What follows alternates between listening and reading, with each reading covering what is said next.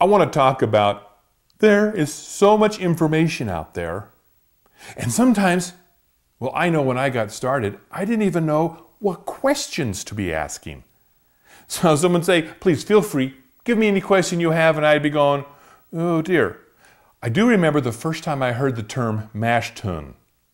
And I was going, Or hot liquor tank. Of course, I'm thinking we're going to have hot bourbon pouring out of some tank, and that wasn't what it was. But we all kind of grow in our knowledge of what we're doing in our brewing. And so I just wanted to share some of the things I have, and then I've got a little extra treat for you.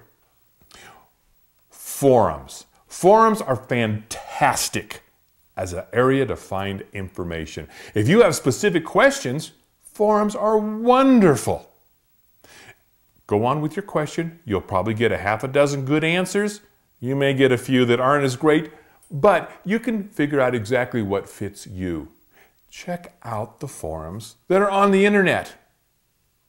Now, of course, I said, well, what if I don't even have a question to ask? I don't know what to ask. Well, how do I do on the forum?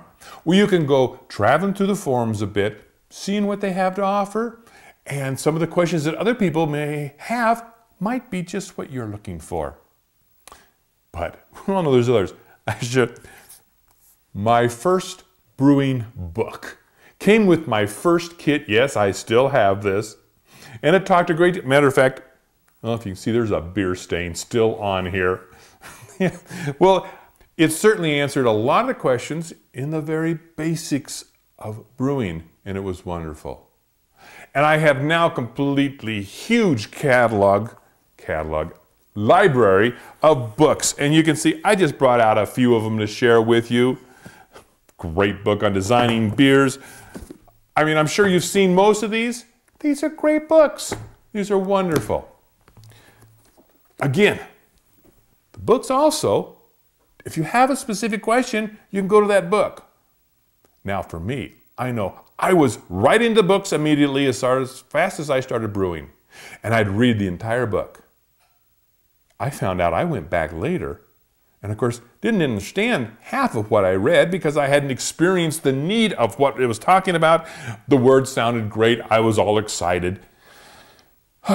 I went back and reread the books, and I do this periodically. I go back and reread sections of books, and I find out at that point is when I need this information. And so that's why the library of books is so great. Well, we also have something else, and you've heard me say it more than once. I love Brew Your Own magazine. I find this magazine to be filled with great information, but again, there could be times when I first started getting this magazine, I was an extract brewer, barely knew anything about beer, so a lot of the stories were way over my head. But as the time goes by, you start gaining information, you start wanting to advance, and suddenly you find the information in here to be fabulous. That's why I say, don't throw this away. Save these. You're going to find that they're going to be great information later on. And I'm going to share with you a little bit of information that I went through, some back issues of BYO, and found some good things for you to enjoy. We hear a lot of questions on the forums about the different kinds of metals available for home brewers. Well, here's a story, metallurgy.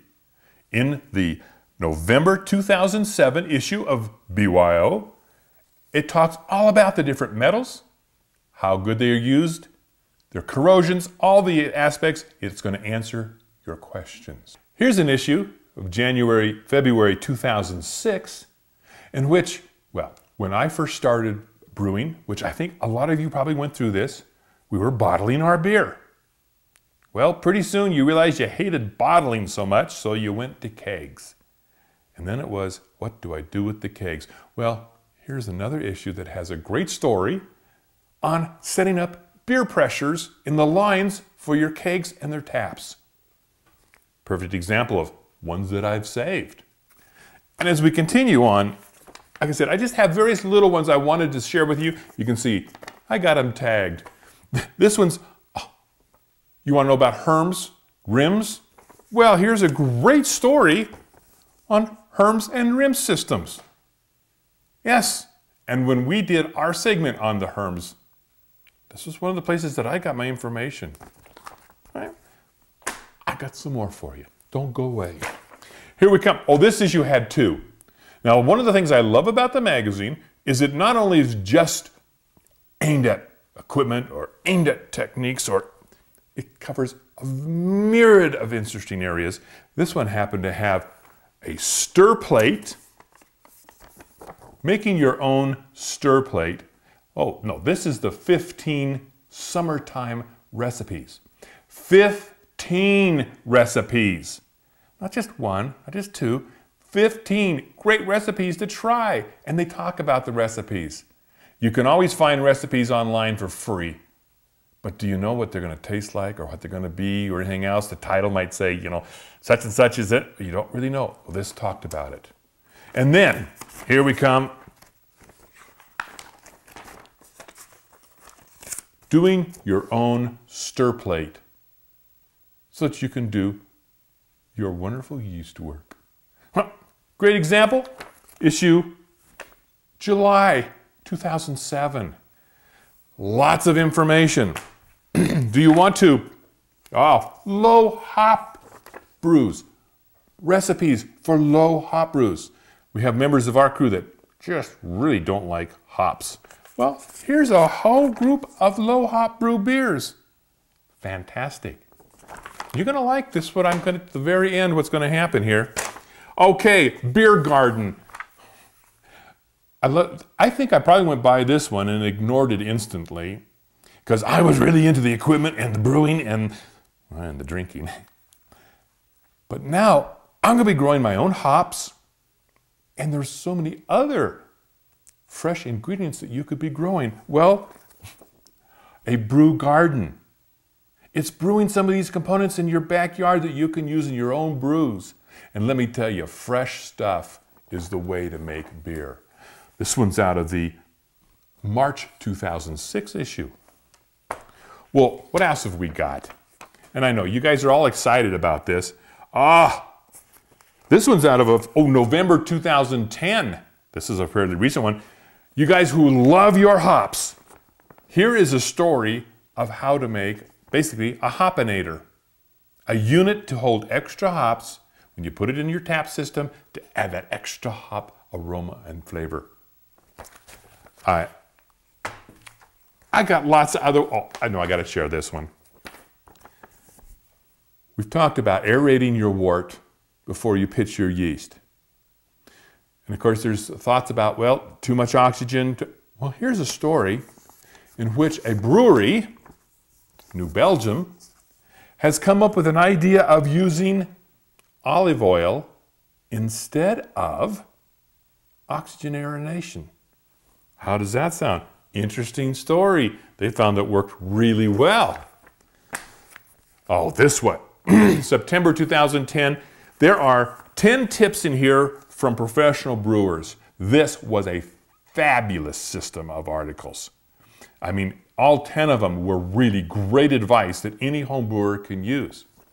One of the things that I love about the magazine is I can sit down with it and just thumb through the pages and let things catch my eye. Oh, that might be interesting. Where if I'm online, I'm having to search for things. I like the relaxation with my beer and having the magazine.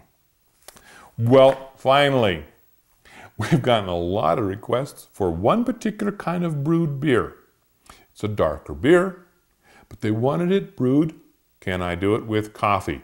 Oh, absolutely. I love making a delicious coffee porter or a coffee stout.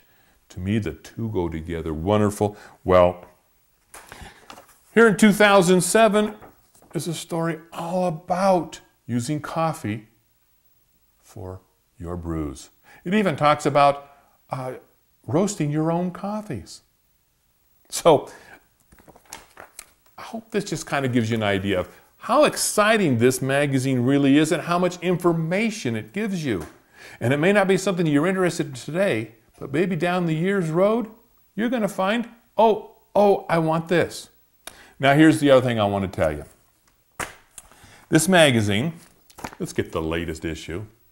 If you're a subscriber to this magazine, you can go on their website and you can find back issue stories if you don't have the magazines yourself. So all these stories that I just shared with you, they're all available.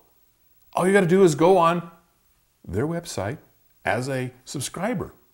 And to be a subscriber, this is very cool. Go right over here, click on the BYO button. It'll take you right to the subscriber site. Order your own magazine. You're going to get one, and you're not going to have to pay for it right away. You're going to get one, and you can try it out. And if you don't like it, if you just absolutely hate this magazine, you just tell them, and that's the end of the story. You even keep the one they sent you for free. Well, I mean, what a deal. That takes all the risk out of ordering something you don't know about. So, my little spiel on Brew Your Own Magazine today, and of course, other places to go to get information. I hope it helps you. I know, boy, has it helped me.